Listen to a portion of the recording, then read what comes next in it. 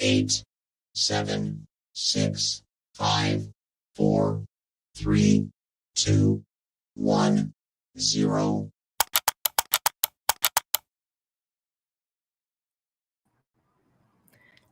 Hey, what's up, fam? Welcome back to this episode of 49 Faithfullee. We're your hosts, Miriah Lee and Teran Lewis, and today we're joined by a very special guest, Ty from East Coast Red and Gold. What's up, Ty? What's up, TL? How you guys doing? Doing good, doing good. How you guys doing? I'm doing Good, excellent. good. Thank you for All joining right. us. Thank you for having me. Glad we could finally make it work. Indeed. What's up, Bebop, JDLR? First That's two right. in the building. Throwback, what's Throwback. up? Good to see you. Let everybody roll in. So I wanted to, well, before we get going, Ty, why don't I'll have you let everybody know at the beginning and at the end. Just let them know what you got going on, where they can find you, all that good stuff. Yeah. Mr. Ty Alston is my Twitter handle. You can find me there. I'm part of the East Coast Red and Gold team. You can hit us up, see our shows every week, Wednesday at 8 p.m. Eastern. I also do a solo one-on-one show called Faithful 101. And it's just a sit-down show, having discussions with people, directly, old school style. Also make my own t-shirts. So if you go to tizzytees.com, you want to support your boy, get some cool shirts, hit it up. We could do some things. You hear it. Go do all that. His Twitter profile is linked in the description of this video. So if you're not following him, go do so. The East Coast, Red and Gold. Geez, it's a mouthful. The link to that is also in the description of this video. So if you're not subscribed, please go to subscribe to them. They're cool people over there. What's up, JDLR, Joel, Melissa, Alberto, Denise? Bebop's back, snuck back in the door. Collie, good to see you. It's been a while. That's my dog right there. Collie. It's funny. The thing with Collie, Collie, we met Donnie Simpson. We met, I think you Collie and I, Mariah, all kind of got acquainted with each other going back to the on Breezy show back in the day. We'd always sit there and talk and stuff like that. So Collie been riding with us for a long time. So I appreciate the support, man. Oh, that's super cool. Usually we're on and late, so it's he's already, and Ty too, they're already sleeping, so yeah, we're doing it early these days because TL he's an old man too, he has to go to bed early. Yeah, this old man be waking up like at 4:30, 5 o'clock in the morning. So yeah, I always have after my wife goes to work, she works graveyard, so I'll walk her out, I get all her work stuff ready, send her off to work, and then it's like my time for a little bit before I go to bed. So that's when I'll catch up on texts or messages and whatever. So that's when I'll text TL, and then I know that he's sleeping, but I know, well, he'll see it in a couple hours when he wakes up. And I'm just going to sleep, so yeah. So I want to talk, before we get into the 49ers, let's talk a little bit about some other things that have been going on. And before we make it just about quarterbacks, because it seems that's what every show turns into, I kind of want to talk about Calvin Ridley. So we know that he had got suspended last year for betting, on football, betted. He, even placed a bet on his own team, the Falcons, at the time. And just this week, he was reinstated. The Jaguars, he's a part of the Jaguars now. The Jaguars traded for him while he was suspended. So today he puts out kind of like a story or, something that he had written talking about kind of what, this time's been like, what he's been going through. If anybody hasn't seen that or whatever, go to his Twitter. He has it posted on there. I definitely recommend you read it. It's kind of lengthy, but people cry if they have to read stuff these days. So, but just go do it. It's good for you. But I think it was just really cool because, of course, it's not cool hearing what he's been struggling with, but for him to actually speak on it, because we know, like, up to today, like it's always been looked upon for men, especially, to not talk about their feelings, to like, you're tough, man up, like, you're not depressed, you can't have anxiety, you can't, like, all the things that feelings, that people have, male or female. It seems like it was always frowned upon for men to actually come forth with that stuff, to talk about their feelings, all that kind of stuff. So even in the NFL, because they're supposed to be the strongest athletes, right? One of the strongest athletes in the world. Like, so especially, people always forget that they're humans. Like, we talk about that a lot in the show, that, the human side of things. So he talked about how he was so depressed, how he was relying on painkillers to just get through and perform. And this was years that the Falcons are just handing him painkillers to get through the game. And he said that at a point, once Julio got traded and he was supposed to be the guy, that he had a broken foot. He was playing on a broken foot. And he said he would get home and he was so depressed that he would just sit in a dark room. Like, his daughter 2 years old, come in to want to play with him, and like, he just couldn't do it. Like, he just felt so depressed. And so once he took that time, remember, he had like taken, it was like a mental break, or I forget what the Falcons called it, but where he stepped away from football because, like, of mental reasons or whatever. He said that he started getting therapy, like right away started getting therapy, and like just figured out like what he was feeling and how to deal with it, And during this time that he's been away, he's also gotten healthy. He had surgery, he's gotten healthy, his body's back to where he doesn't have to be on painkillers and all this stuff. He said that he was taking Toradol shots every Sunday to play, plus painkillers every day. Like, I have to get Toradol shots, and my doctor is a pain doctor. And they won't even, the soonest that they'll do it is once every 4 months. Wow. And he's getting them every week. Weekly. Mm-hmm. Yeah, like, that can't be good for you. There's a reason why the normal doctor won't do it, right? Like, so like, it's just crazy, the stuff that, just to see somebody actually come forward and talk about everything that they went through, and what they put their bodies through, their minds through, their family through, everything to play this sport for a living. Did you guys get to see that? Or I did not, and I'm going to go read it after the show. Excuse me. And you hit the nail on the head.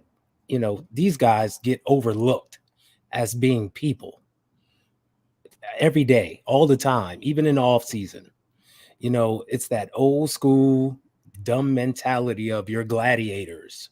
mm-hmm. Go out there and tough it out. Rub some dirt on it. If you're hurting, we don't want to hear about it. You don't talk about it. Internalize it. Keep it to yourself. That's not the way anymore.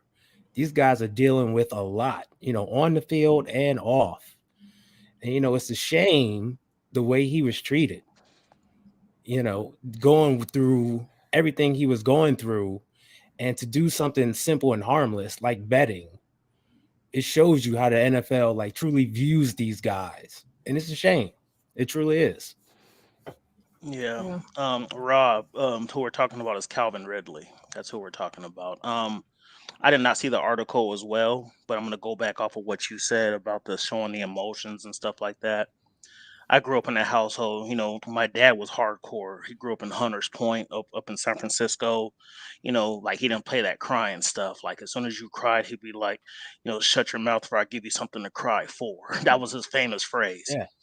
I was brought up to, men were only allowed to cry at a funeral, during their wedding, or the birth of their child. That was it. Other than that, it was unacceptable. As I've gotten older, that's some foolishness, because I have a son who's 15, and if he needs to talk to me about something, there's a thin line between being a man, talking about your feelings, and then being soft. I feel like there is two different avenues with that. Mhm. But for a man, if he's going through something where it's a depression, or whether he has some anger issues inside that he needs to talk about, that's something that you need to voice and not keep it in.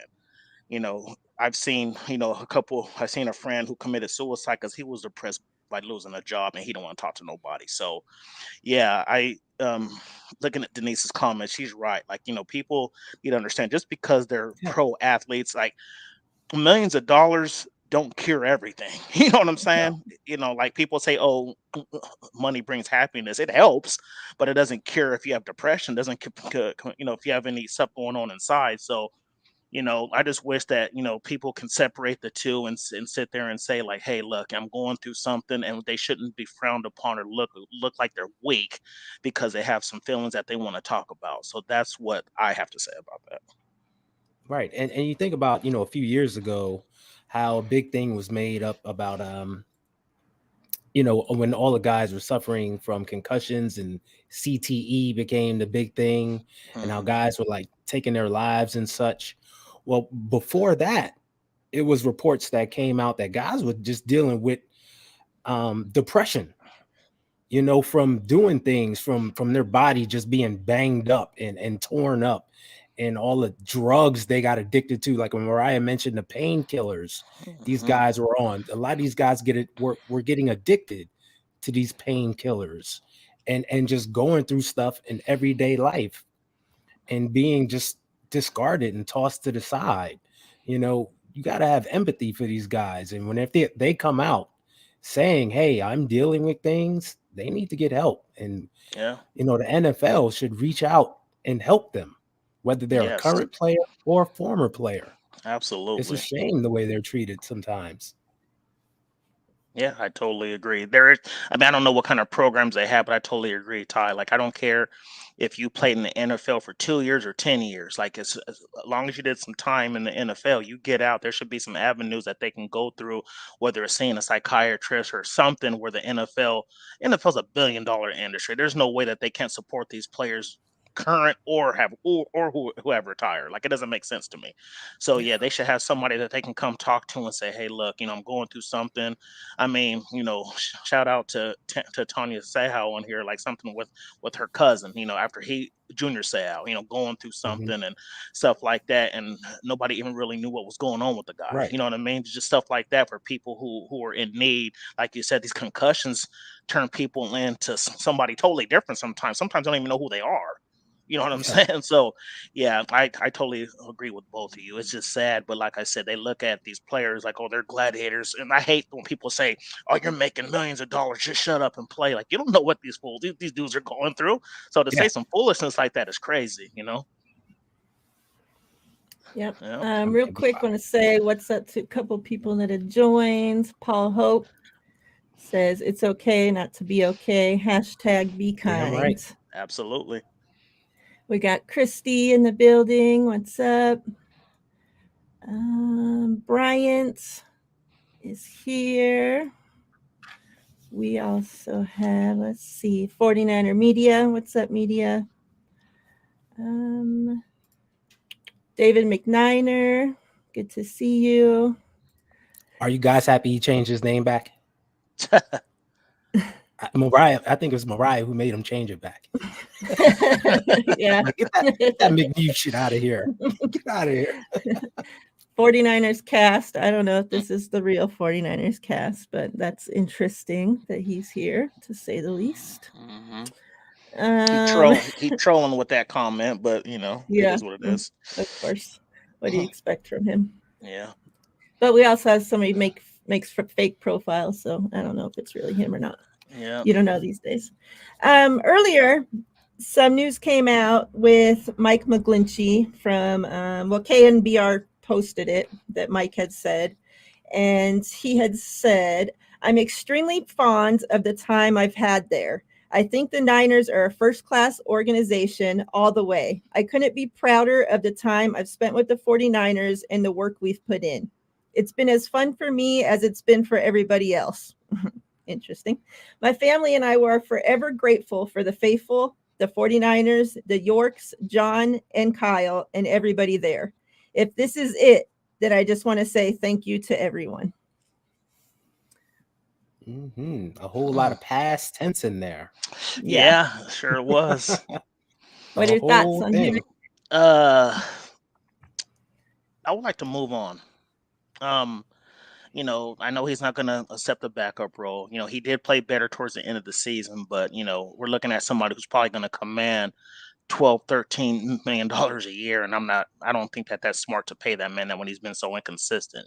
Yeah. He does one thing well, and then we know he's atrocious in others. So I, I've said this before. I really like to see Spencer Burford move over to right tackle. I think he has what it takes.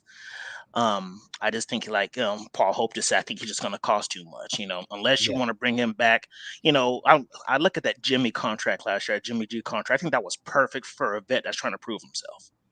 If Mike McGlinchey says, "Hey, I'll take a $6 million base and I can earn up to 15 million with, not giving up a certain amount of Right. sacks or whatever the Once you case get may be," then I'll be all for that. But that's not going to be the case. You know what I'm saying? So I just think he's going to cost too much. He's more of a liability to me than anything. He has his games like when in a 17 game season, you're not worth 13 to 14 million when you have like 6 or 7 solid games. I need you to be consistent through 17 games. I get it. You're going to have some bad snaps, but you shouldn't have a bad game. You know what I'm saying? So right. that's just what I see about it. Bebop, to answer your question, Nick Sakelj, he's not a right tackle. He is not No, a right tackle. He's an interior he's lineman. interior. Yep. He's guard or center, which I think he's been groomed for center. So Mhm. I think I like him at that position, but I've been pounding the table for a while. And even after Miriah, because Miriah has been a fan of this dude for a long time, Jason Poe, him at right guard, Spencer Burford at right tackle, and then I'll see what goes on after that. But I think after seeing how our offensive line played last year, when I was concerned and I saw how they played pretty well together, I think Spencer Burford in his second season as a starter going to right tackle, because he was a natural right tackle coming out of high school and he played that his first 2 years in Yeah. college and he kind of moved around. So the man has experience playing tackle. So yeah, that's who I would want at right tackle. Mike McGlinchey, you did some good things. I'm glad you recovered from that injury because I thought you were going to be out of the league, to be honest. I thought you were going to be just like Weston Richburg, where he couldn't even come back. But you recovered, you did your thing. Yeah. You did some good thing for us. You had a Super Bowl run with us, but at your cost, I think it's time for you to go. Yeah. When it comes to McGlinchey, I think, remember how the Jaguars paid that receiver from Arizona? I'm drawing Oh, a blank on Christian his name. Kirk. Talking Christian about Kirk. Christian Kirk. How they gave him a bunch of money out of need. I could see another team doing the same thing with McGlinchey. So from a financials, and we can't match that. So from a financial standpoint, he's gone. One thing we know the 49ers do, they draft ahead. Like, they don't often draft for right now. They draft ahead.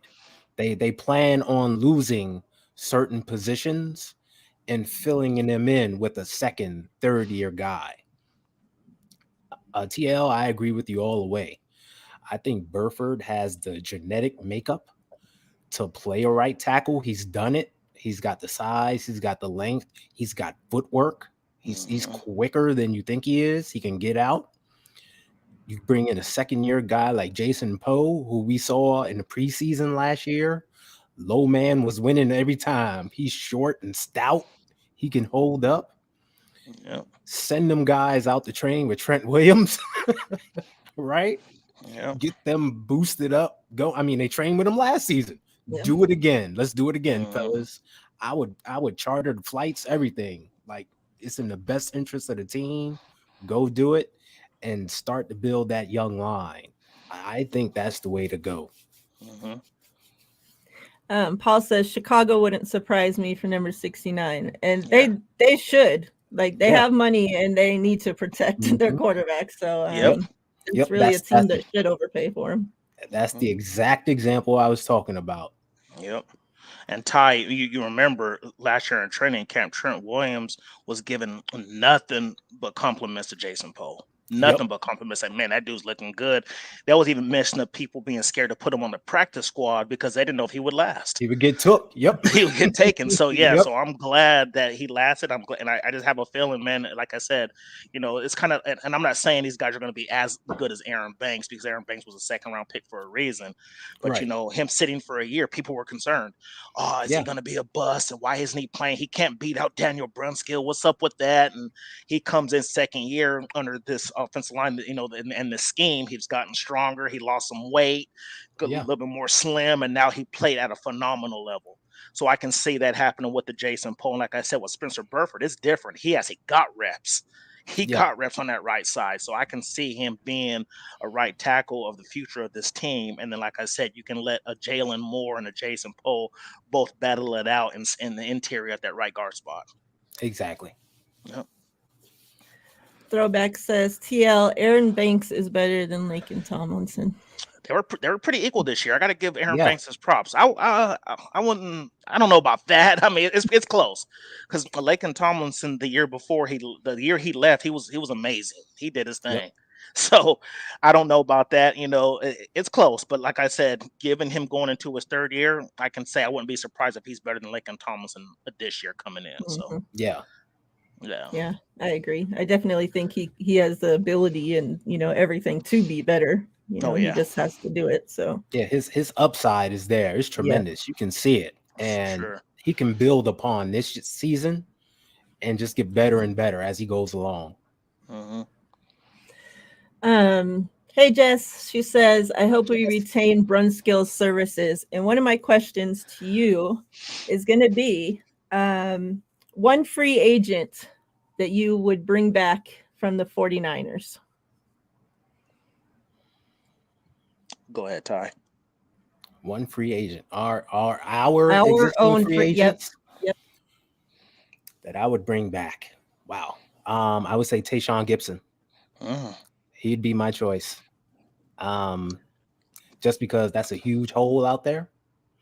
And when his head was right, he was paying attention. He was solid back there. I mean, he had some plays he messed up. Paul, I do have a residency hat.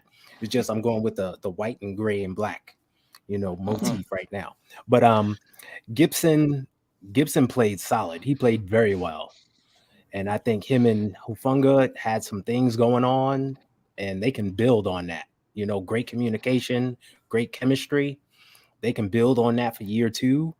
And we can draft a safety for him to learn under Gibson. Take that approach. So and with the addition of Wilkes, I think that's just going to make them even better. So that would be the guy I'd bring back. Interesting.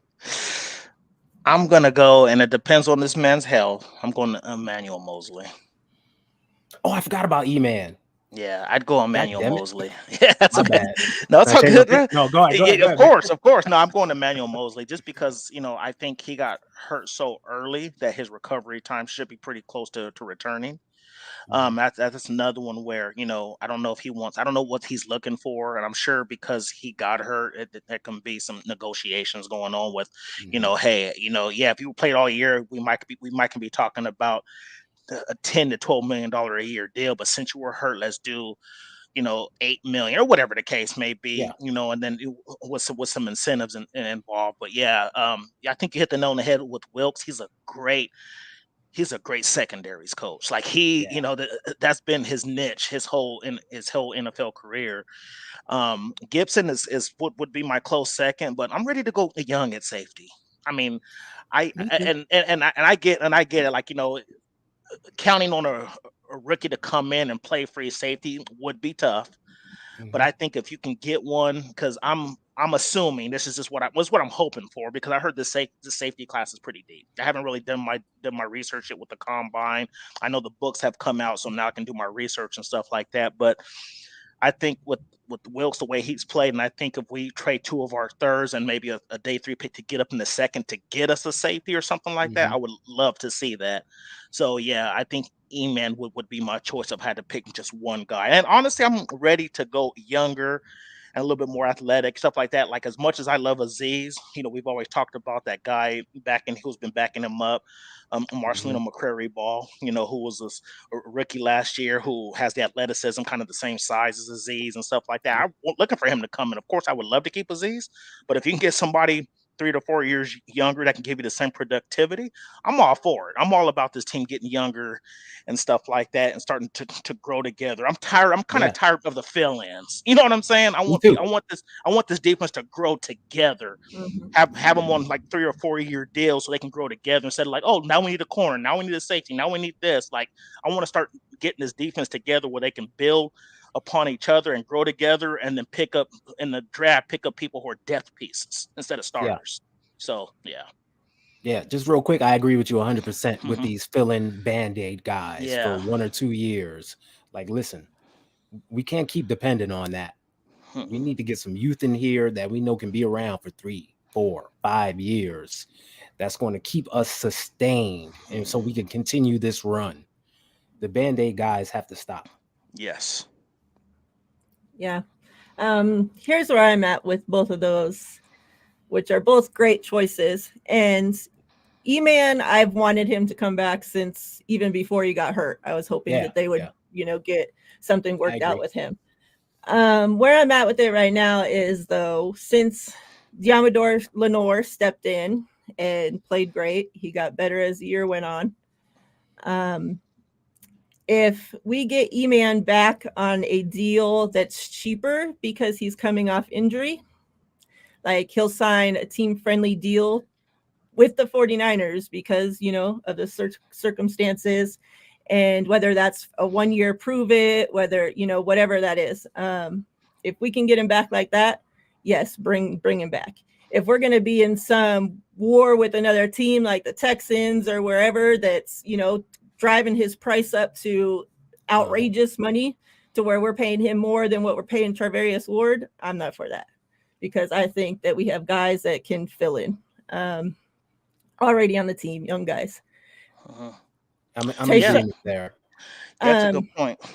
Tayshaun Gibson, like in a perfect world, with the safety situation, I would bring back Tayshaun Gibson because he's going to be cheap. We know he was like on a $2 million deal or whatever this last season. Mm-hmm.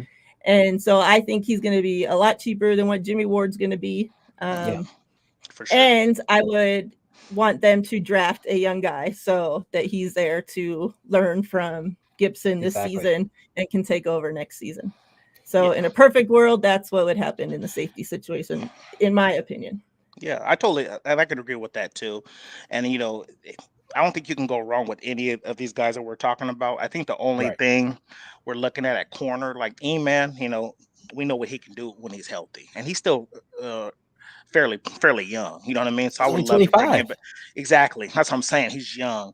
And I think after you look at Charvarius Ward and Diamador Lenore, Samuel Womack and the other corners, Ambry Thomas, are still unknowns. Yeah. This is a passing league. So yes, I understand. Like, I wouldn't mind drafting a rookie corner, him coming in and doing his thing, but I think E-Man is safe. And I agree with you, Miriah. That's why I said earlier, like, if he comes in with the prove it deal, kind of like a Jason Verrett type thing, where he's like, okay, I tore my ACL, give me an opportunity to come back and show what I can do, show I can stay healthy in 2023. Then we can talk about an extension upon just 1 year, going forward. But I think going after Charvarius Ward and Demo, the secondary to me is, I don't know who's going to do what.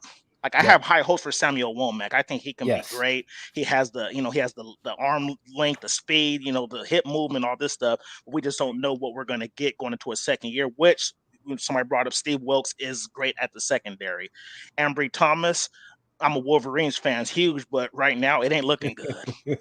I don't know what goes He's on. Low man on the depth chart. Low man, and I'm surprised he made the roster, to be honest. I mean, I know they don't like to give up after 1 or 2 years, but man, Ambry Thomas right now is not looking good, and I hope he lives up to his wording. He said when he got drafted, when people asked him about the cost of living in the Bay Area, and he said, "I'm gonna let my play take care of my pockets." Well, right now, your play is not taking care of your pockets right now.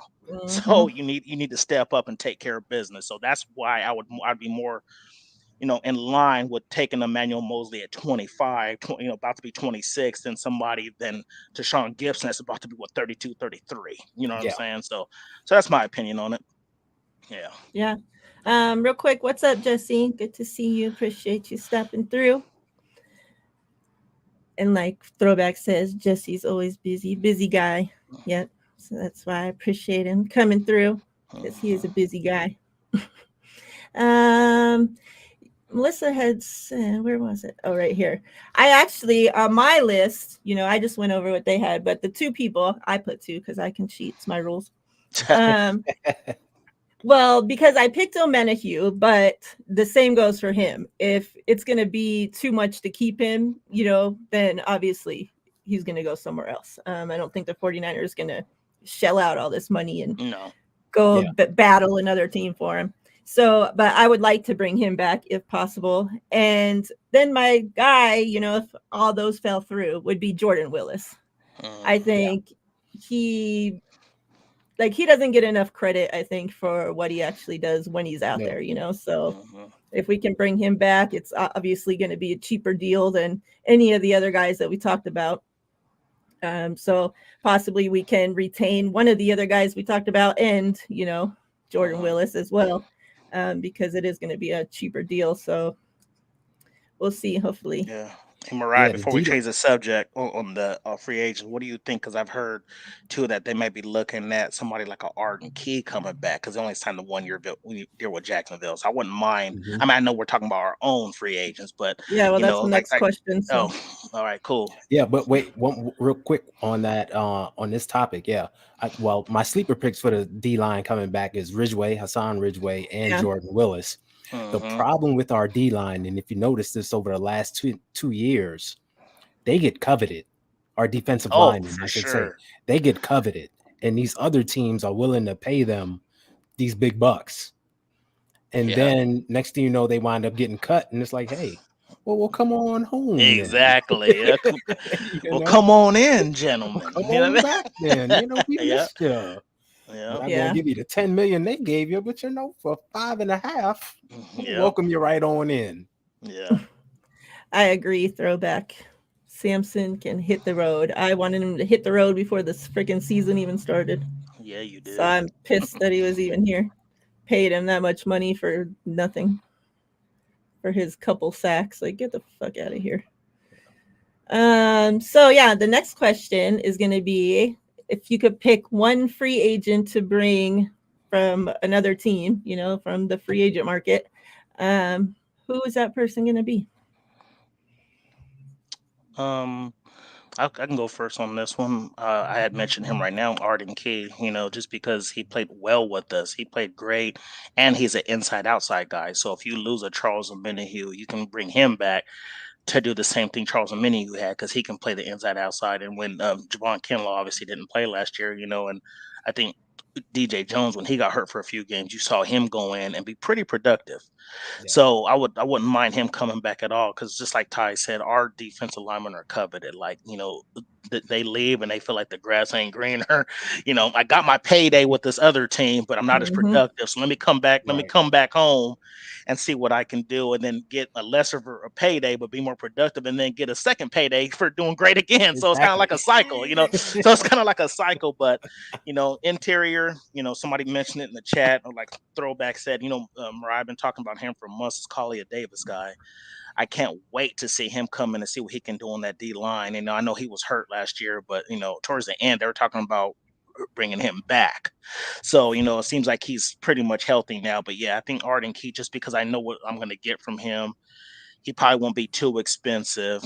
I've heard some people saying, "Oh, let's bring in Frank Clark and Khalil Mack." And of course, don't get me wrong, I love me some Khalil Mack on this team opposite of Nick Bosa. But what's that going to cost? You know what I'm saying? So you got to be realistic at the same time. So yeah, that's it, Ty. Well, that's a great segue to me because I was going to say, listen, if money was no object, like we didn't have to worry about that, I'd go after Khalil Mack. Yes. Just put him on the other side of that line, opposite Bosa, and go do your thing, young man. Like who you going to double team now? You want to double team Nick Bosa? Okay, go ahead. We're gonna get you from the other side, just like we used to do with D Ford. So that would be the guy I'd bring in. Yeah. But money is an object, so who you bringing? It is an object. So well, now I got to put in my Parag hat and be like, well, we're gonna free up like 20 million in cap space. So who can we bring in on the cheap? I don't know. I think we could get a guy like an older guy like Fletcher Cox for maybe 10, 11 million. maybe with some incentives, just to come in and be that guy in the middle. Like, hey, you want to make one more championship run? That'd be a guy I'd bring in. Yeah, it's a Yeah. good pick. Mariah, before you go, let me ask you both this. Do you think with Khalil Mack, because he's made a ton of money, Chicago paid him a lot of money. I mean, he got paid well with the Raiders. He's been making a Yep. lot of money over the last his career. Do you think somebody like him, who sees a team like us who is ready to win now and so close, do you think he would be willing to take a cheaper deal to come to us because he wants to win? I mean, now, if any, is the time that stars should do it, because Mm-hmm. you're Yeah. getting up there in age. You already got paid. Your one goal now should be winning a Super Bowl. Exactly. So, Yeah. if they're smart, they would, but who knows? Yeah. Yeah. Some guys don't think that way, though, unfortunately. Yeah. They're like, I want to make every penny I can on my Yeah. way out. But Yeah, you because can't you look blame at them Mac. for. Yeah, But because you look at Mac. He's a Hall of Famer. You know what I mean? I don't know if he's. I don't oh think yeah, first ballot, but he's a Hall of Famer he's eventually. got nothing to prove. Yeah, nothing to prove. Yeah. He's made tons of money. He's been talked about in the last 5-6 years as a top 5 pass rusher. Like the dude has it in him, but like you said, Mariah, not everybody thinks that way. But you would think making over $150 million in your career, and you're on the wrong side of 30, or maybe he is 30. I don't know how. I know He's he's close to 31. it. He's 31. Okay, wrong 31. side of Yeah. 30. So we don't need somebody who's going to give us 20 sacks because we already have that.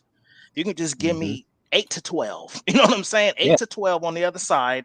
If you can just come in and take some pressure off of Bosa, and then too, now you got Drake Jackson learning off of Mac and Bosa, Yeah. who's waiting in the wings. You know what I'm saying? So you can have that NASCAR package with Mac, Armstead, Drake Jackson, and Bosa, and that would be nasty. Yep.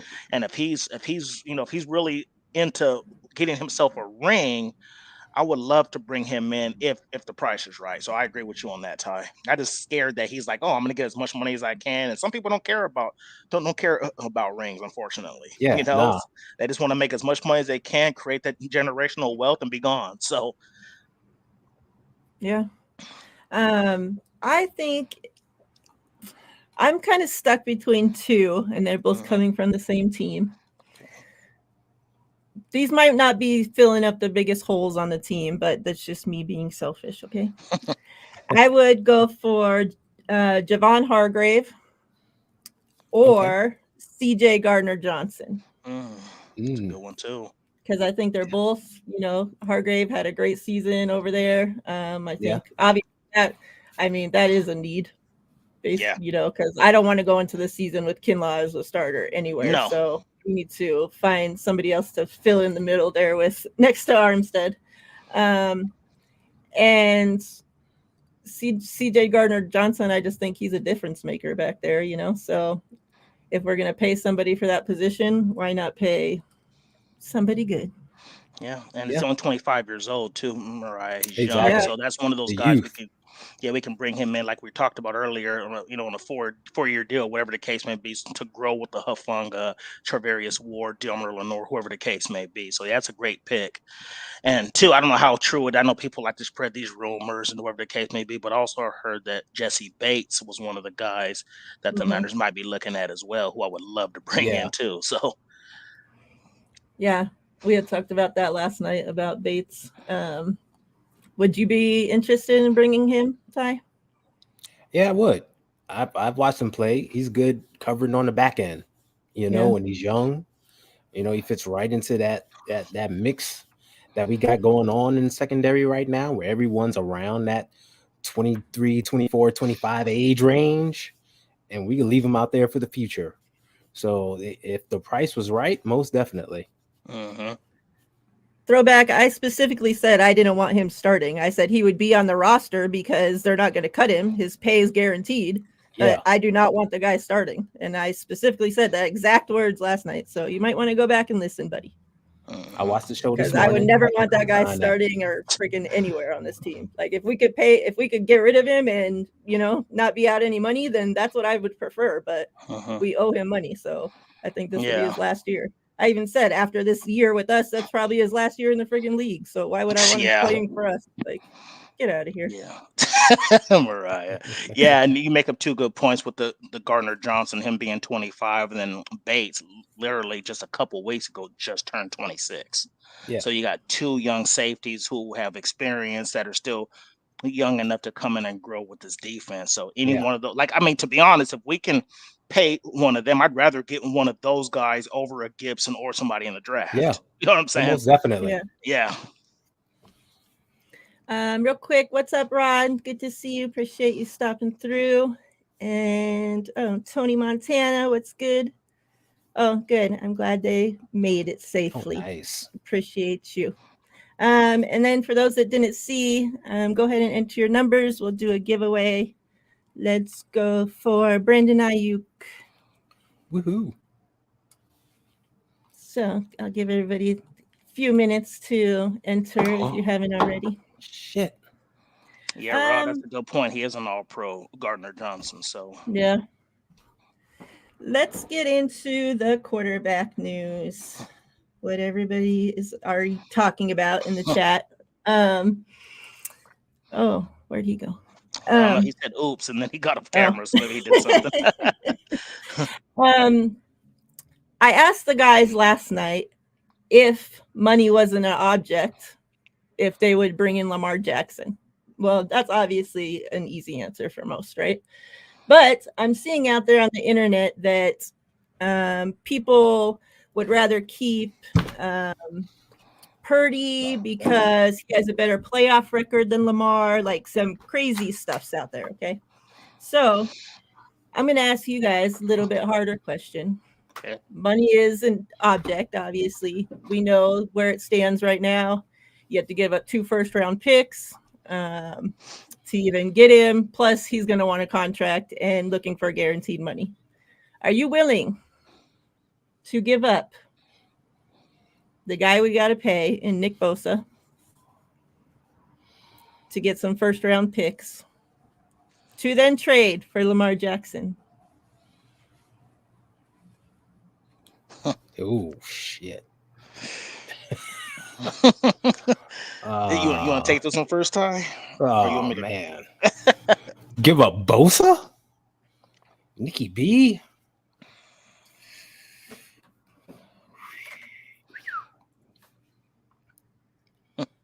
I'm going to say no.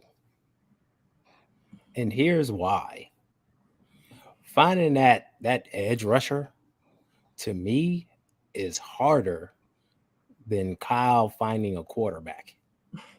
Because what he can scheme up offensively and get guys open and the way we run the ball, we just need a capable guy in here who could run things. We saw what the offense looked like with a rookie Brock Purdy.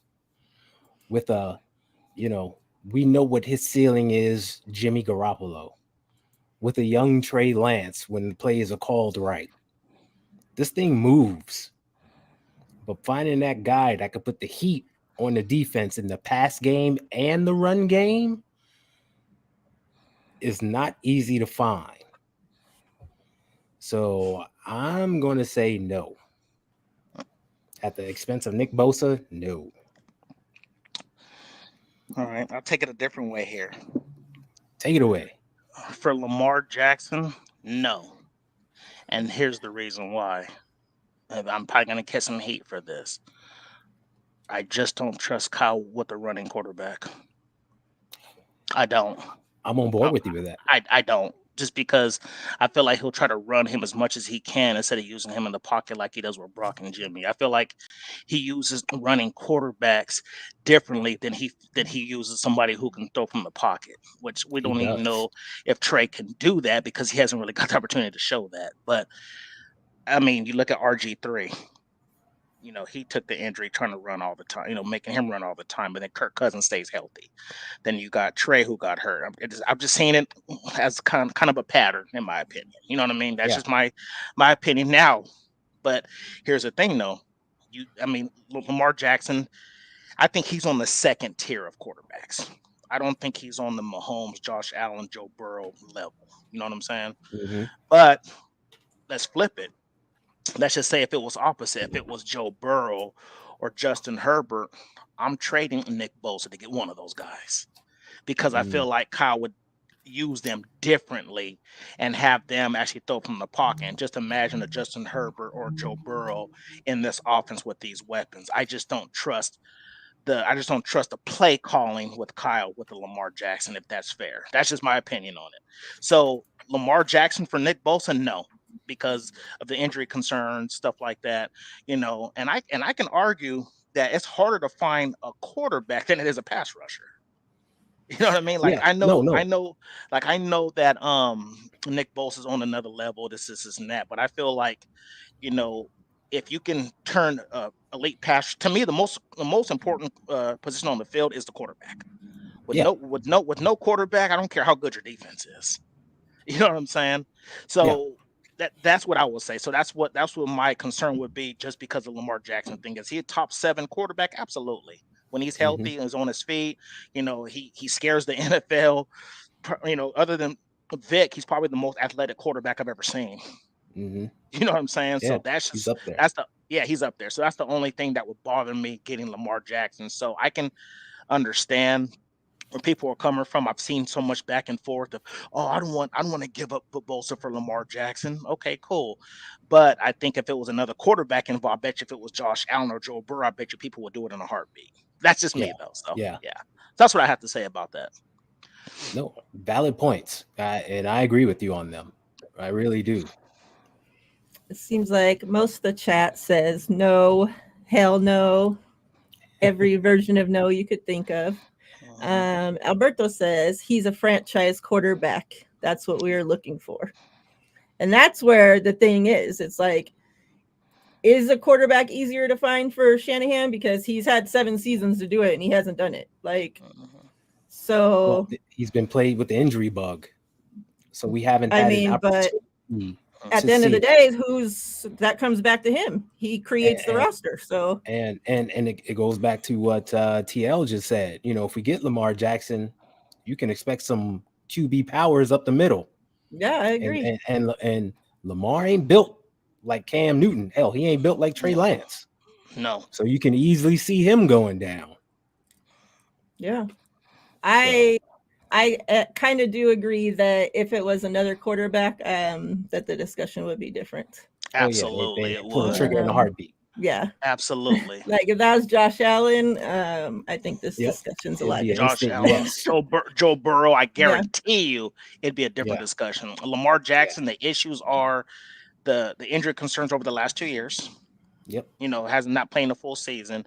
And then 2, like I said, people are just, well, I can't speak for everybody. I'm just saying for me personally, I'm just scared of running quarterbacks or people. Well, I'm not saying okay. Let me take that back. 'Cause I don't want people to think I'm calling him a running back. I'm saying his strengths are running. His legs are a strength.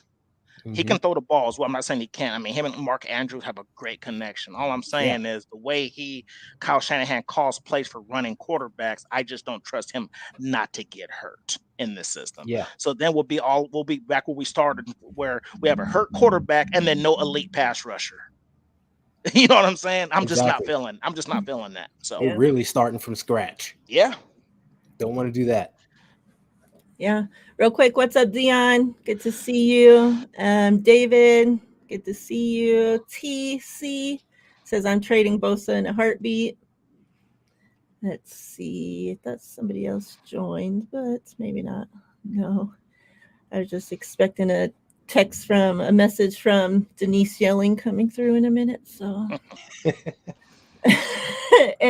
anytime that you mention Shanahan's name, then you have to be aware because there might be some yelling coming into the chat. So. Yeah. And here's the thing, you guys. I'm not worried about Trey Lance getting hurt if he gets the same play calling as Brock Purdy and Jimmy G. Yeah.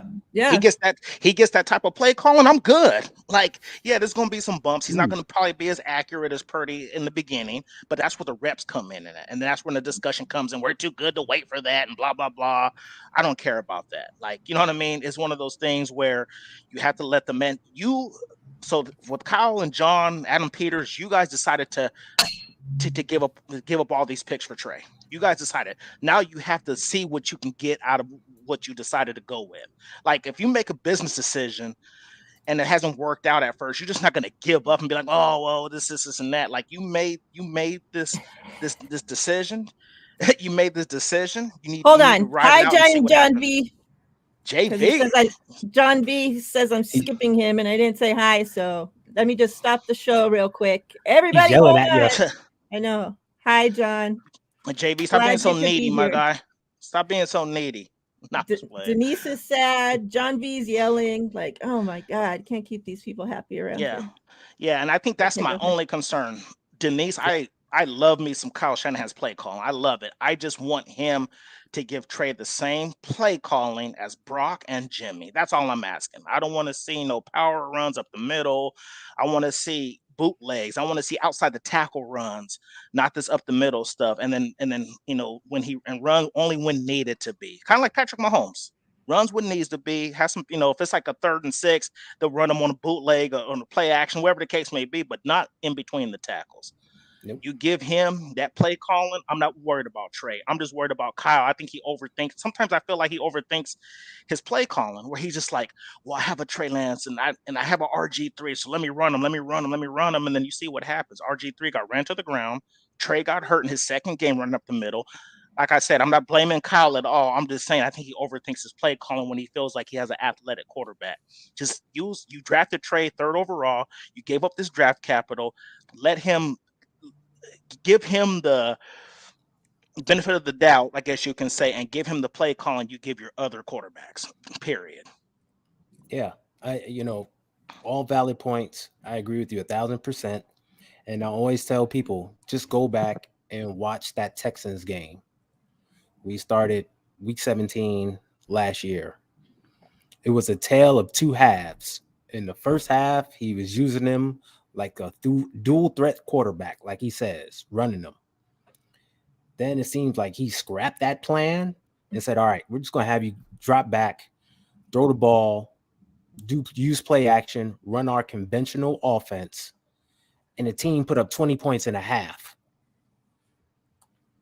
Like at some point, the light bulb needs to go off and be like, wait a minute.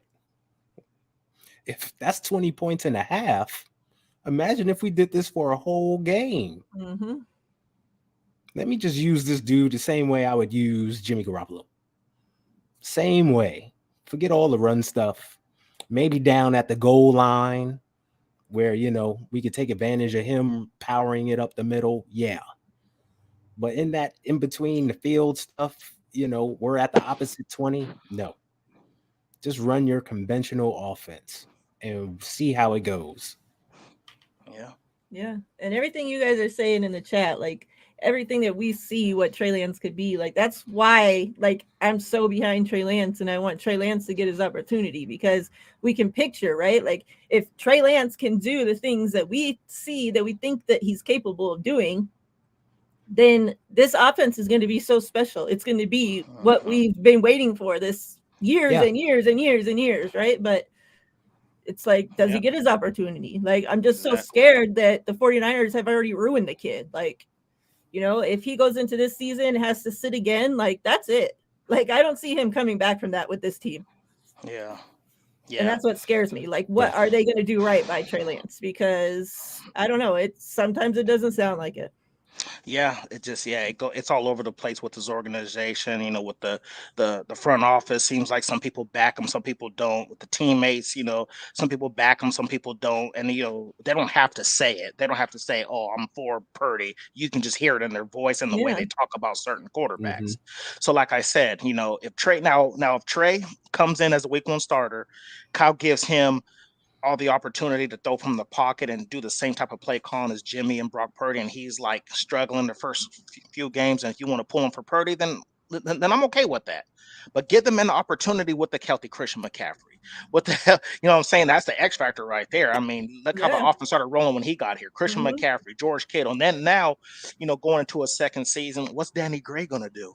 He's going to open Yeah. up the offense with his speed going deep, taking a safety in a corner with him. So let's just see what Trey can do from the pocket with all these weapons.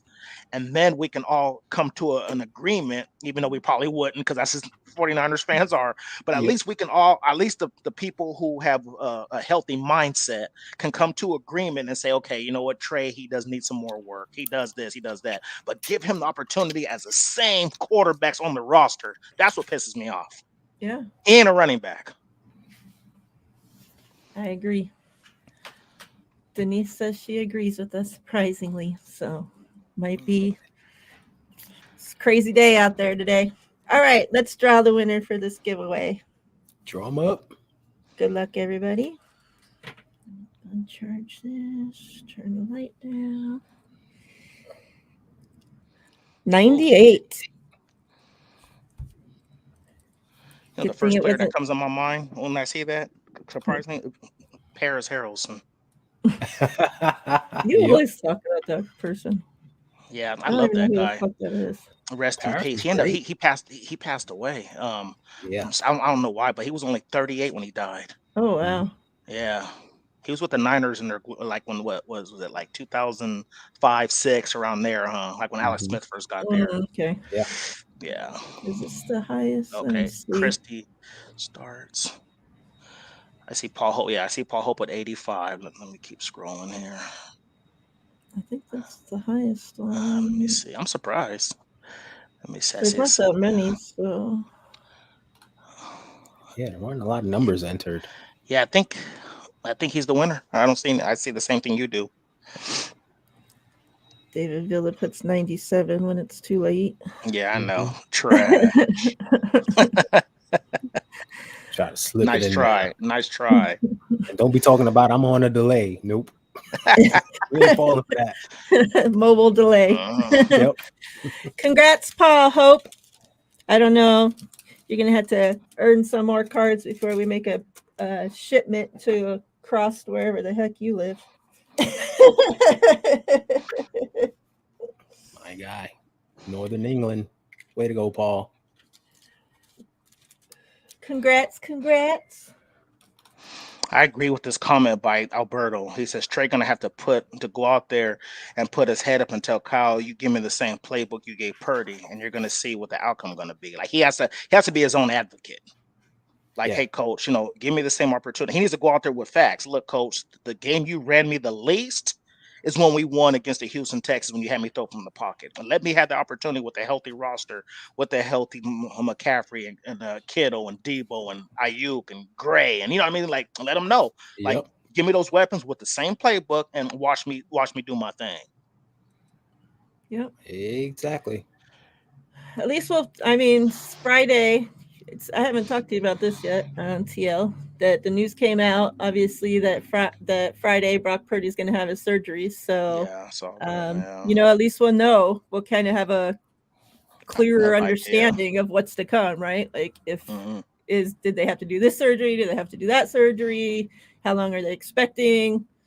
Whatnot, then we know, this is the type of quarterback they're going to be looking to sign, and the offseason can kind of start shaping up. But as far as I see it, like we're all on a standstill till Brock Purdy is done with this surgery, till they know what's going on with Brock Purdy. See, I don't think we're on a standstill.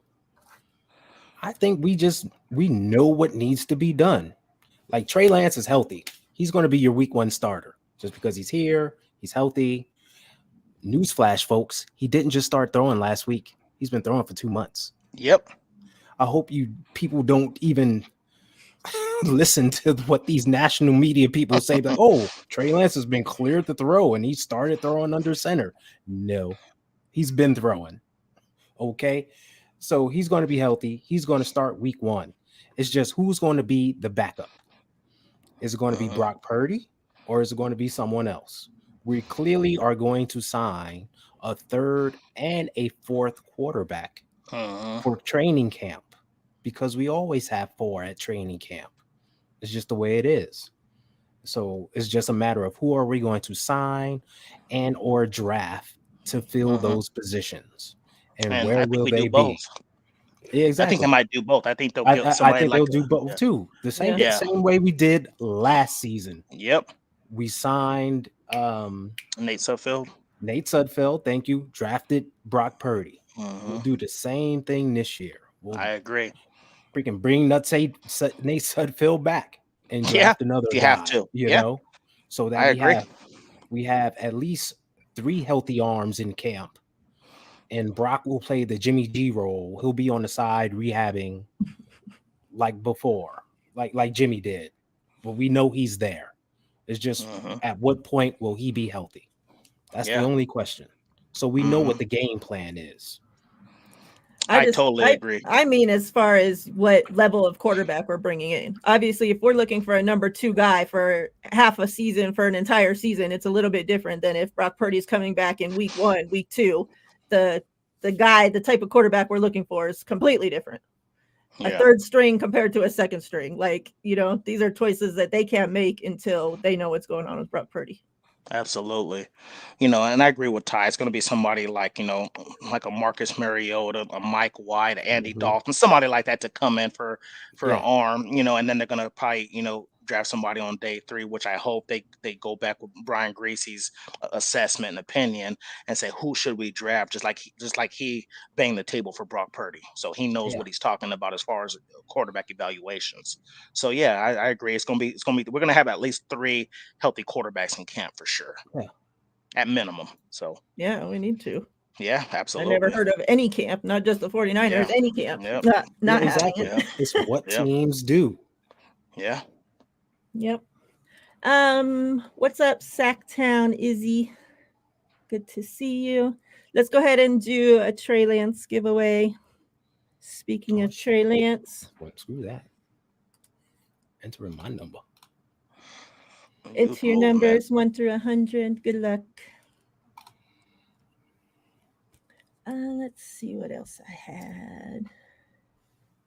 Let's talk a little bit about the guys that we actually have on our team instead of players that we're just all dreaming about. Give me a player on the team that you guys can see taking a Hafunga leap. It don't necessarily have to be a player from year 1 to year 2. It could be a third-year player, whatever. But taking that, leap from just maybe a backup or a so-so player that is going to take that next leap and become a, solid starter for us. Okay. Can I name 2? Sure. Trey Lance. Watch. I don't know. Stole my The interview, answer, damn it. the interviews with the interview with this kid, he sounds different to me. He just sounds like one of these, like he's focused. He's seen how Brock Purdy, and people laugh and they say, well, he got to see Jimmy again in the offense too, but Brock Purdy was different. He showed quicker decisions, not many mistakes, all this other stuff. And my second person I'm gonna go with Spencer Burford. I feel like Spencer Burford's going to take that leap where we might be talking about him being like a Pro Bowl alternate, kind of like we were with Aaron Banks. Like I think Spencer Burford just has the makeup and the, like Ty mentioned earlier, the athleticism, the build. He honestly, when you look at him in college, funny, he was number 74 in college, but when you looked at him when he, 71, when he played, he looked like Trent Williams light. Honestly, he kind of had the same movements and everything. So I just have a feeling he's going to be that guy that takes that leap. So those are the 2 players that I'm going to say. Yeah, I was going to go with Trey. I got a feeling he's just going to be healthy the whole season and come out. And the same way we were in awe of the things he was doing last off season and in the preseason, we're going to be in awe again, But my other guy, Alberto Soto, put it up, is Drake Jackson. And a lot of people give Drake Jackson a lot of heat because he hit the rookie wall. And it happens. We know that. Rookies do that. But remember early in the season, this dude was flashing. He was balling.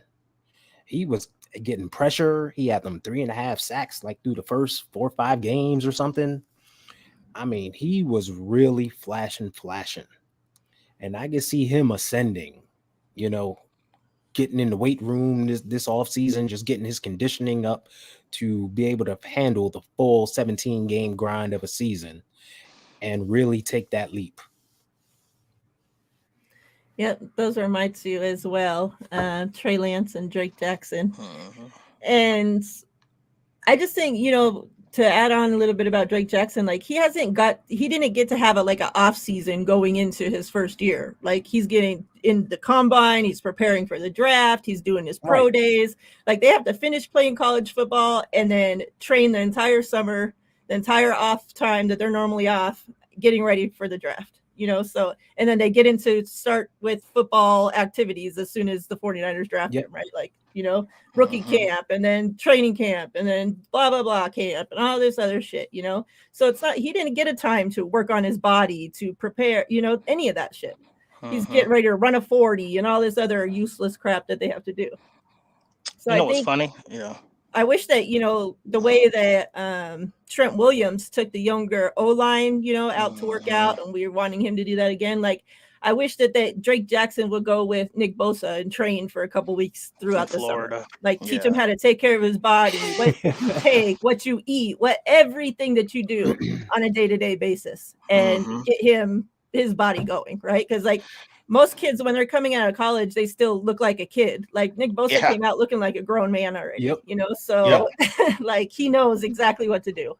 Yeah. So I Yeah. that said the exact same thing. Sorry to cut Mhm. you off. No, you're Mariah, I good. said the exact same thing on our show either last week or the Mhm. week before. I was like, look, if I'm in the organization, if I'm Adam Peters, anybody, I don't care who I am, the quality control guy, hell, if I'm the towel boy, I'm going to somebody and saying, look, we got a lot of money.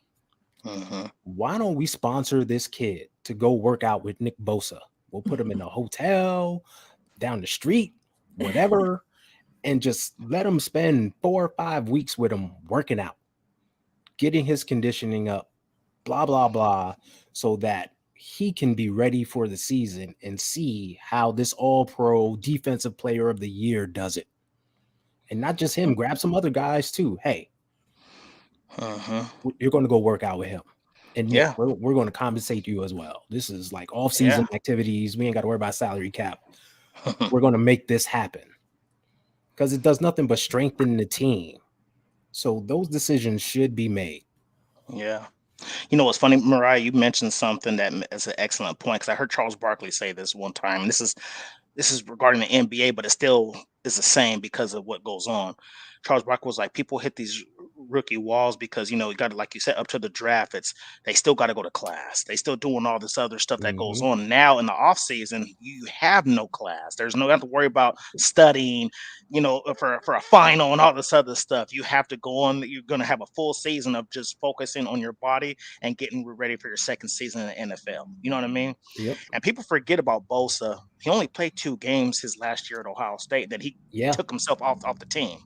I don't know if people Yep. people forget about that. He played 2 games and was like, "I'm going to focus on the NFL draft." So, in October of that year, he stopped playing college football and focused Yep. on himself. He was working out. That's why when he came in, he dominated because he didn't have to worry about all that extra stuff that goes on.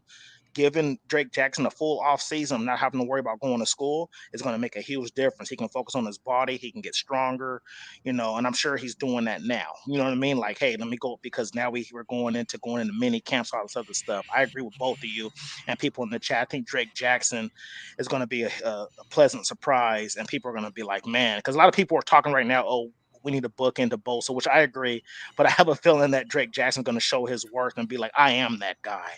Yeah. So yeah, it's gonna be some interesting stuff. So yeah, I just can't wait for it. Denise had said, TL, you're the only person I have heard said what I said about Trey Lance. He sounded different on that Rich Eisen interview. I think he's going to ball out this year. Yeah, he just sounded way more confident. Like he was just sitting there like he had command. Like, you know what? I think, and we always talk about on this show how he comes from a great family. His dad played for a year in the NFL, then played in the Yep. CFL. His dad knows what it takes. And I'm sure this whole year was humbling to Trey. I'm not saying he was arrogant. I'm just saying it was humbling as a fact where he was like, man, I got hurt. But I feel like God works in mysterious ways. And I Hmm. feel like he's giving him his job back. Like, look, bro, you have your opportunity. Go out there and show him what you can do. And maybe him Yep. sitting behind now seeing Jimmy how he ran the offense, now seeing Purdy how he ran the offense, he can get perspective. Okay, now I know what I can do. He was such a good kid throughout this whole process, and just he didn't complain. Goes to the coach and say, "Hey, I know I can't throw the ball, I can't play. What can I do to help the team out?" Like who? Yeah. I don't know too many people who do that. You know what I mean? He's wanting to go in there and help. So the fact that he just sounded so different and he sounds more confident now, he got to watch. Now he's probably licking his chops like, man, I got this opportunity back. And I'm not saying anything. I'm not don't sit there and chat and be like, oh, so you happy Brock Purdy got hurt. I'm not saying that. I'm just saying that things work in mysterious ways. And now that Hmm. he was a week one starter, he has his job back. This is his opportunity to go out there and put the team on his back and show the team whether you disagree with me being a starter or not, you have no choice because I'm the best quarterback on this roster. Yep. Yeah. Period. Yep. Period. Melissa says, with Burford and Poe being first ever to take up Silverback on training in Texas with him, do you see other joining Trent this year? If they were smart, they would. Absolutely. I hope he They takes the better. whole O line. If they Take were everybody. smart, I'd be like, oh, you worked out with Trent? Oh, Yeah. hey, do you think I can work out with him too? Let me go ask him. And Hell I'd yeah. walk straight up to Yeah. him. Hey, Mr. Williams, hi, how you doing? Can I come work out with you guys too? I'll pay for my own fare, everything. I Yeah. just want to be there and just put my head down and take in everything you say Yeah. and go work out with the man. He's the best player in the league. Yeah. You can Why would argue you that for not want sure. to work Yeah. out with him? Yeah. And yeah, I would question work ethics to be honest. If he invites like a Colton McKivens or Jalen Moore and they, oh no, I'm gonna work out on my own. Like what? Like you don't want to work. I'm inviting you. I'm an all pro tackle, best tackle in the league. I'm inviting you to go to my camp and you're Yeah. saying no to me. Like I would question work ethic at that point. Like, dude, Yep. don't you want to get better? Don't you want the camaraderie of the offensive line to get together and gel and learn your strengths and weaknesses? Like to me, like you said, I don't care if it's somebody we draft this year in the third round. If he invites you, you better go. Exactly. Yeah. Exactly. That's like an opportunity of a lifetime. You know how many other Exactly. O-line on other teams like would die to go be training Yeah. with Trent Williams, like definitely any player should definitely do it. Mm-hmm.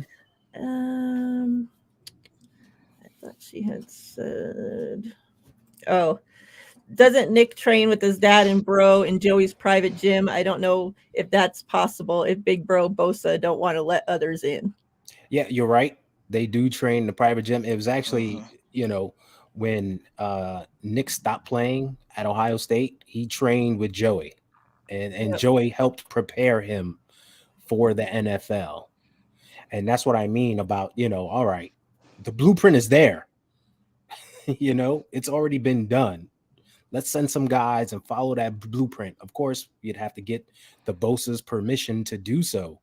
Mhm. But even if it's not at their private gym, like, hey, Nick, how about if we rent out a gym for you where you can just train these guys and, whatever you make the call and we'll follow suit.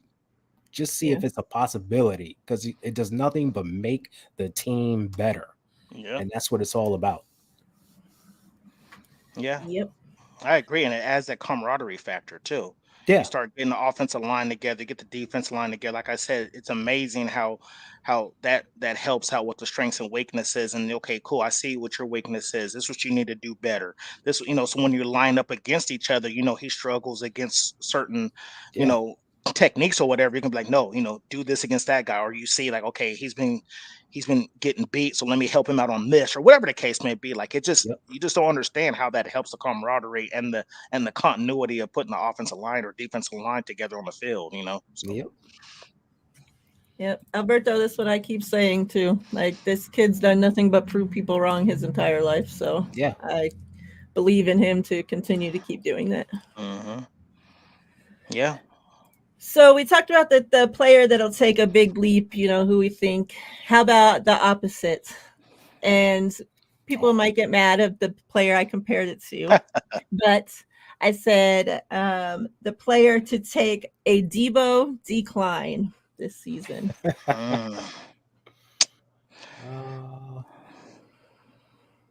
Sheesh. Who could it be now? Man, that's hard.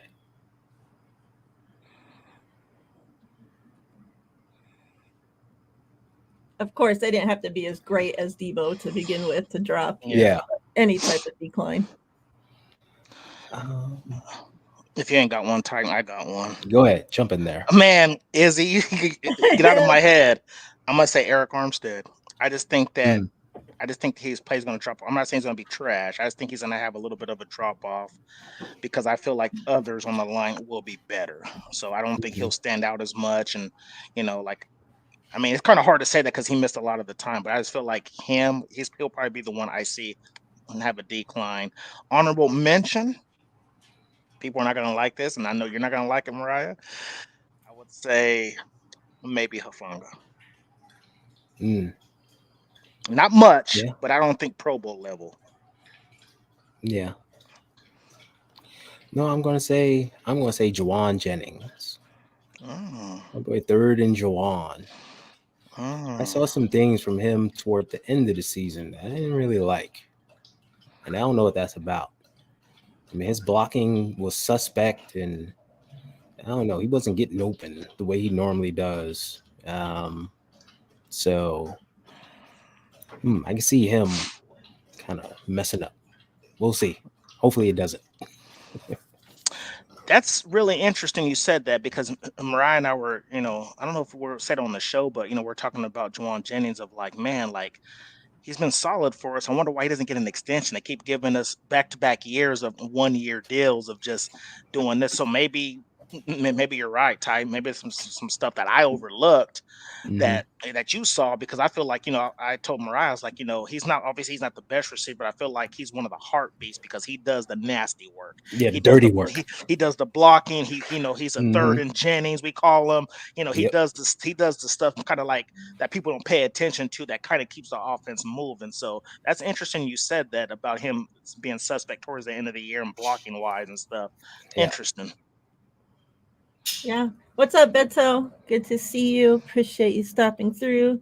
Alberto says Elijah Mitchell. And that's because Jordan Mason's there. Well, that's if Kyle plays him. Yeah. And that's if Elijah Mitchell can stay healthy to even be able to get out there. Yeah. Sheesh. Hopefully he can, because we know when he's healthy, he's great. But yes, man. Elijah Mitchell missed most of the season, and Kyle still didn't play Jordan Mason. Like, come on. He went and got Tevin Coleman. I'm like, what are you doing, dude? You got TDP. Exactly, you got TDP. You got TDP who you drafted, and you got Jordan Mason. And they can't get no burn. Look, I'm exactly. Who you got, Miriah? I didn't put anybody down, but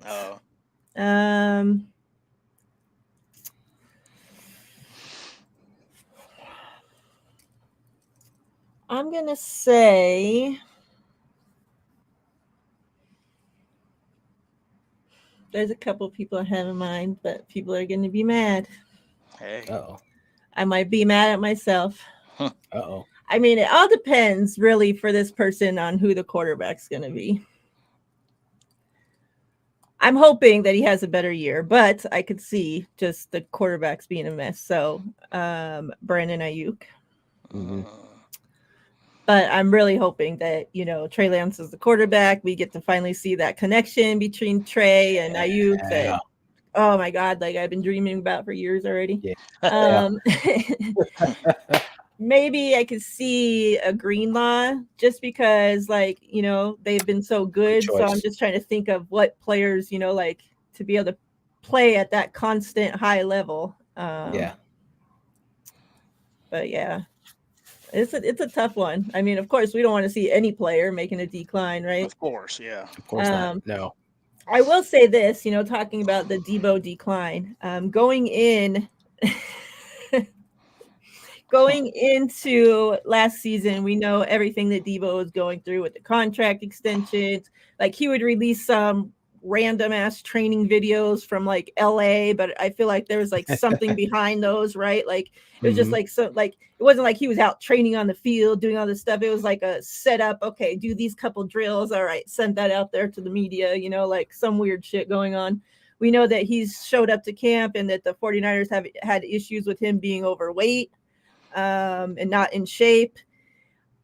I have to say that a lot of videos have started coming up now about players that are starting to get, they've had their little break and gone on their 30 vacations in the last couple weeks, and now they're getting back into training and stuff. And videos are coming out of Debo out on the field actually training. So I have to say that's we're in a lot better shape going into this season. I hope so. Literally, than last season.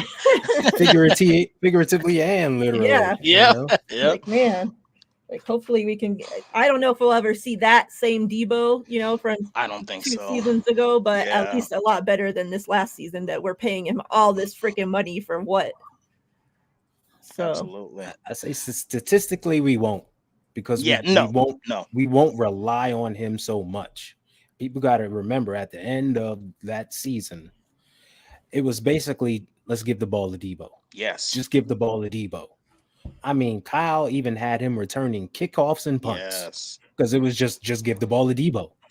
That's all it was. So you're not going to see that right now because you've got too many other pieces that can help carry the load. Yeah, and two, I mean, and I know the ultimate goal is to win, so I don't care about stat padding and all this other stuff, but I really hope they have the right quarterback in situation, because if Ayuk has a down year and a contract year, that's going to be shameful, because he's going to be playing for a contract next year.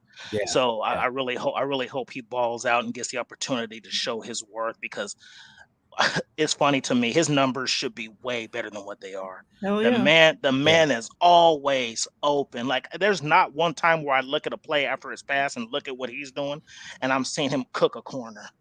Like, he cooks pretty much every corner that's on him. I don't care if they're elite or not. He cooks them and he's open, and like his footwork and his route running is top notch. And the man is always open. For him to have the year he had, I mean, it was good. I mean, I'm glad he got his 1,000 yards, but he literally should have been at 1,400 yards if he would have got the ball consistently, because the man is always open. Agreed. Real quick, everybody got your numbers in for the giveaway? I'll give you guys another minute if you didn't. Melissa says, Ty and T and Miriah, do you see with all the new special teams help brought in the fringe guys who became special teams, Dwelly, T Moore, and DFF will be gone? Do you think any of those people are coming back? I think they're all gone. Nah, I can see some of them being resigned just for special teams help, because they're all going to be cheap, like super cheap, bet minimum signings. And you got to fill that roster. So I can see them coming in, especially Flanagan File, since he'll be like linebacker number 4 or 5 on the depth chart. So I can see them definitely bringing them back. Yeah, the thing with DFF, if he's re-signed, don't be surprised if he's actually competing for starter minutes too, because every time we had an injury at linebacker, they always put him in. He was the next on the depth chart to be the starter, whether it was Greenlaw or Aziz. Number 4. Exactly. So if he gets signed, because I feel like Aziz is gone. You know what I'm saying? I think he's a Houston. I think he was a Houston Texan yesterday. You know what I'm saying? I think he's gone. So I think with DFF, we all, me and Miriah talk about that McCrary ball guy. If DFS is signed, that's to me telling us that he can be in competition with that starting linebacker spot. So I can see him staying, and maybe Tarvarius Moore if he's healthy. If he comes in cheap, because he's good at being a gunner. That's what he's good at. He's a great gunner. So if those 3 come back, if those 2 come back, I can see it happening. I think out of those 3 that you mentioned, Dwelly's probably gone, because I see us drafting a tight end in this year's draft. Exactly. I agree with that 100%. Yeah. I agree, Melissa. I see McCrary Ball being linebacker 3 as well. Beto had said Niners are hoping Debo has a great 2023 year for trade bait in 2024. I mean, if we're planning on keeping, paying and keeping Brandon, I don't think we're paying both of them. So if they come to the conclusion, Brandon does ball out this season and they decide to pay him, I think they do end up trading Debo.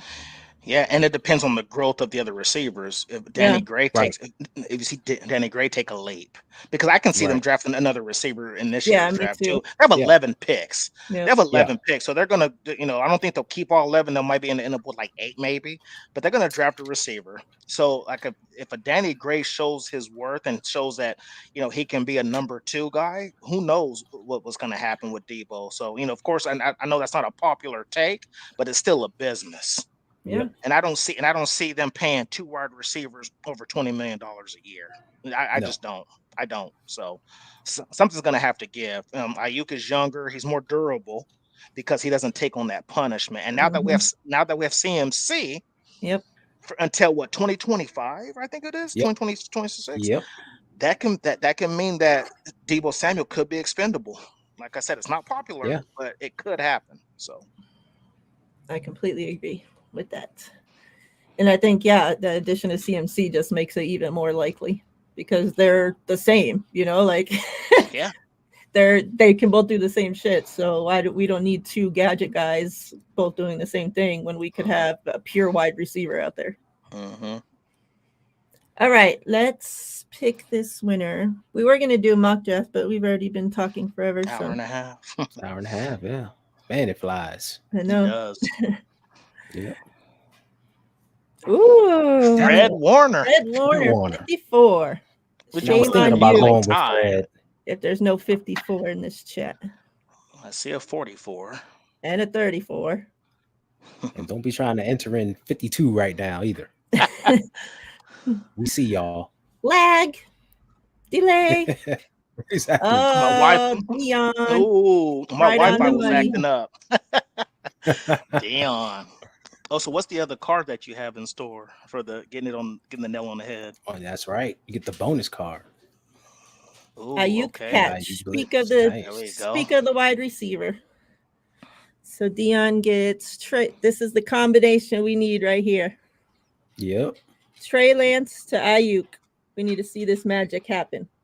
We're putting it out in the universe right now. That's Heck a yeah. sign. That's a sign. Yep. Congrats, Dion. Congrats, Dion. Yeah, man. Congrats. No, Collie, Great I'm going to pick. check them out. Demario Douglas. I know the draft magazines are out right now, so I'm going to go pick mine up at the grocery store so I can see what's going on, so I can get a better feel of these prospects, because I've been kind of in the dark with everything. I didn't watch the combine. I've just been so busy at work that I didn't see anything. But yeah, I'm going to check these receivers out, because I definitely think we're going to get one. Because like Ty said, we always draft ahead. Yep. Yep. We always draft ahead, and then Juwan Jennings again on a 1-year deal. So, Yep. so we'll see what Exactly. happens. Yep. I would hate to see this, Rob D. Rob D took art out of his name. I had asked him if he did artwork, but he said no.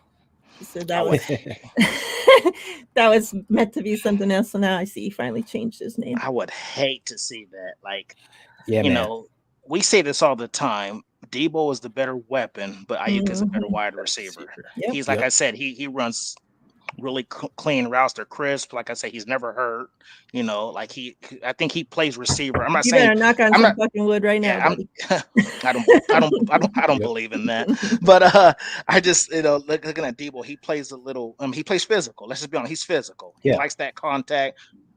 Brandon Ayuk plays receiver, kind of like how Justin Jefferson and CeeDee Lamb play. You know what I mean? Like they're more like the open guys.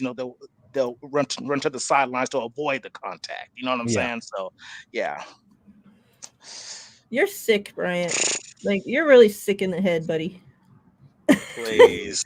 I can't stand Joey Bosa. Like I cannot stand him.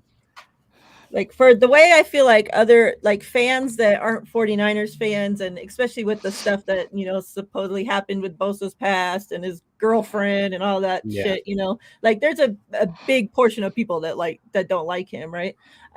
Like that's how I feel about Joey Bosa. Like not for those reasons, but just because I just can't stand him. Like he's such a crybaby. He's always out there throwing tantrums on the field. Like he reminds me of the same attitude as the way that what the fuck's his name? Oh my god, why am I drawing a blank? What team does he play for? Tom Brady. The way I can't believe I couldn't remember Tom Brady. The way Tom Brady acts, like where he's always throwing tantrums, and if things aren't his way, he's breaking the freaking tablets, and like yelling at people, and like that's what that other Bosa reminds me of. Like I don't know, and just like the look of him, like I just can't stand him. Like I don't know, I just don't like him. What's up, Ryan? Good to see you. I don't even think Dion's still here, so he doesn't even know we won. Hit him in his DMs. On behalf of the light-skinned community, I will accept those cards on Dion's behalf. Light-skinned community. I feel you on that one, Ty. Ty, I appreciate you coming on with us. You want to let the good people know where to find you again, what you got going on?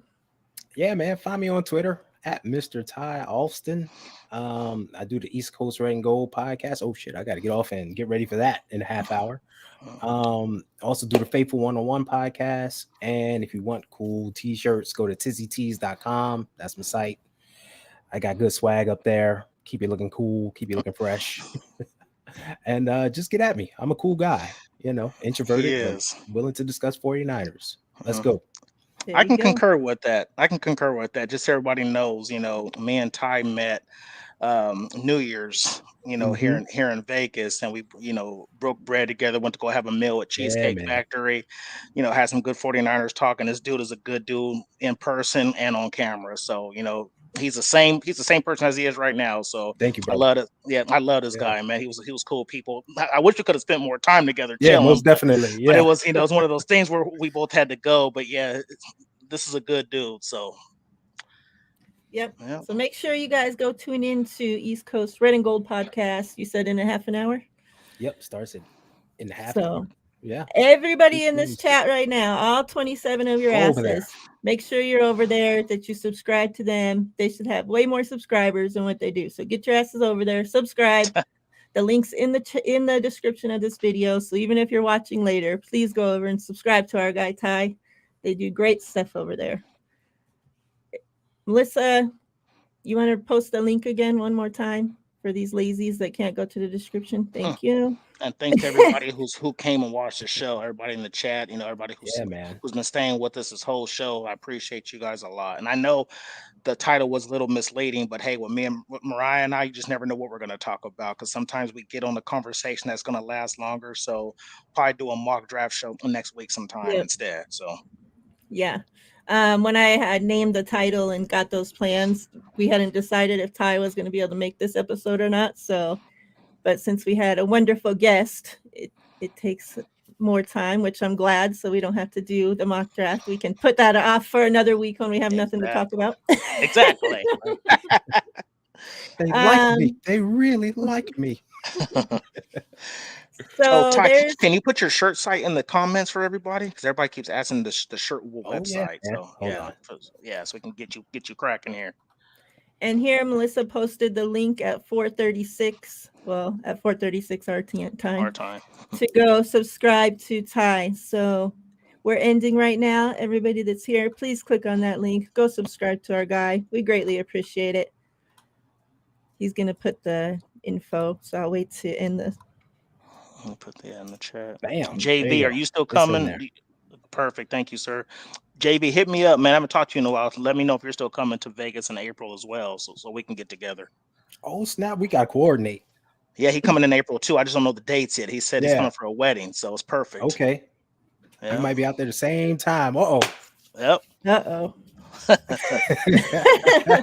me, Miriah, Ty, and JV. Somebody be in trouble. Somebody be in trouble. Yeah. All right, fam. We appreciate you guys. Everybody that hung out with us. Nothing but love for you all. You guys aggravate the shit out of me sometimes, but I still love you guys. I appreciate you guys. We'll see you, I'm sure. Wait, do I have anything planned this week?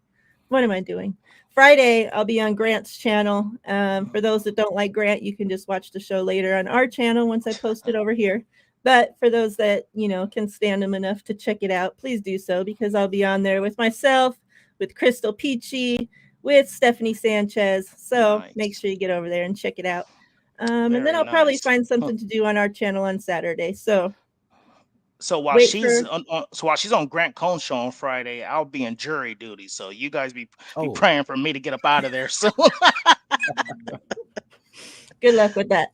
yeah, no, yeah. I told him just to play hooky, but he's not as G as me, so he can't be no, doing I'm that not. kind of stuff. I mean, Only I mean, I live the thug life around here. yep, Mariah's yep. real She does. gangster. She's real gangster. I left that alone 20 years ago. Now I'm all about I'm all about my money. So. See you all on East Coast, Red and Gold in 20 That's right. minutes. Be there or be a loser. Bye, guys. We're out of Bye. here. Peace. Bye, fam.